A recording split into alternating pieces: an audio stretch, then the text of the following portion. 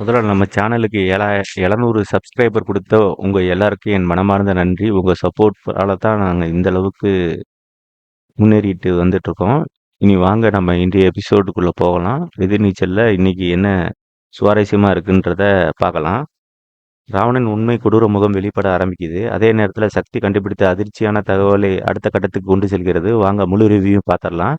Episode தொடக்கத்தில் ராவணன் கதை ஞானசேகரன், நந்தினி மற்றும் ரேணுகாவை ஒரு பிரம்மாண்ட வீட்டுக்கு அழைத்து செல்கிறார். வீட்டின் அழகையும் வசதிகளையும் பார்த்து அனைவரும் ஆச்சரியப்படுகிறார்கள். இவ்வளவு பெரிய வீடு நமக்கா என்று நந்தினியும் ரேணுகாவும் மகிழ்ச்சியுடன் பேசுகிறார்கள். அப்பொழுது முக்கியமான போன் கால் வந்திருக்கிறதாக சொல்லிட்டு ராவணன் தனியாக செல்கிறான். ஆனால் அந்த போன் கால் தான் இன்றைய எபிசோடின் மிகப்பெரிய திருப்பம். லட்சுமணனிடம் பேசிய ராவணன் சக்தியை தொடர்ந்து கண்காணிக்கும்படியும் தேவைப்பட்டால் விகேவை வைத்து முடித்து விடும்படியும் உத்தரவிடுகிறார். ஆனால் அவனின் உண்மையான குறி ஜனனிதான் என்பது அப்போது தெரிய வருகிறது. ஜனனி தன்னுடைய டார்க் மாபியா ரகசியங்களை கண்டுபிடித்து விடுவாளோ என்ற பயத்தில் அவளை வீட்டை விட்டு வெளியே வர வைத்து கொலை செய்ய வேண்டும் என்று ராவணன் கொடூரமாக திட்டமிடுகிறான். ஜனனி இல்லை என்றால் குணசேகரன் குடும்பத்தை சுலபமாக அழிக்கலாம் என்பதே அவனுடைய மாஸ்டர் பிளான். இந்த காட்சி ராவணன் எவ்வளவு ஆபத்தானவன் என்பதை தெளிவாக காட்டுகிறது. மறுபக்கம் சக்தி ஒரு முக்கியமான நபரை தேடி ஒரு கடைக்கு செல்கிறார்.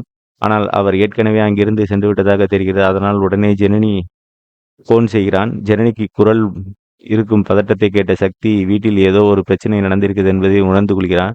இதற்கிடையே வீட்டின் உரிமையாளர் வந்து கதிர் குடும்பத்தை சந்திக்கிறார். ராவணன் மீது உள்ள நம்பிக்கையால் மட்டுமே இந்த வீட்டை லீஸுக்கு தர சம்மதிக்கிறதா சொல்றாரு. லீஸ் தொகையை சற்று குறைக்க முடியுமா என்று ஞானசேகரன் கேட்டதும் ராவணன் உரிமையாளரிடம் தனியாக பேச சொல்கிறான். சில நிமிடங்கள் திரும்பி வந்ததும் ஏற்கனவே பேசிய தொகையை விட 10 லட்சம் ரூபாய் கூடுதலாக வேண்டும் என்று ஓனர் சொல்கிறார். இந்த தகவலை கேட்டதும் கதிர்க்கும் ஞானசேகருக்கும் அதிர்ச்சி அடைகிறார்கள். இதற்கு முன்னரே சொல்லியிருக்கலாம் என்று நந்தினியும் ரேணுகாவும் வருத்தப்படுகிறார்கள். ஆனால் இங்குதான் ராவணன் அடுத்த தந்திரம் ஆரம்பமாகிறது. இந்த விஷயத்தை வீட்டு குணசேகரன் முன்னிலையில் பேசலாம் என்று கூறி அனைவரும் அங்கிருந்து அழைத்து செல்கிறார்கள். இதன் மூலம் அனைவரும் தன்னுடைய கட்டுப்பாட்டுக்குள் வைத்திருக்க அவன் முயற்சிப்பதாக தெளிவாக தெரிகிறது. இறுதியாக சக்தி ஒரு மர்மமான பழைய கட்டிடத்திற்கு செல்கிறான். அங்கு ஒரு வயதான மருத்துவர் அவனை உள்ளே அழைத்து செல்கிறார்.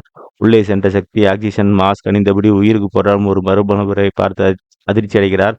மருத்துவர் அந்த நபருக்கு சக்தி வாய்ந்த மயக்க ஊசி செலுத்தப்பட்டிருப்பதாகவும் நினைவு திரும்ப போராடி கொண்டிருப்பதாகவும் கூறினார். சிறிது நேரத்தில் அந்த நபர் கண்களை திறந்ததும் மிகவும் சிறப்பப்பட்டு Ravanan I will kill you என்ற கோபத்துடன் கூறுகிறார்.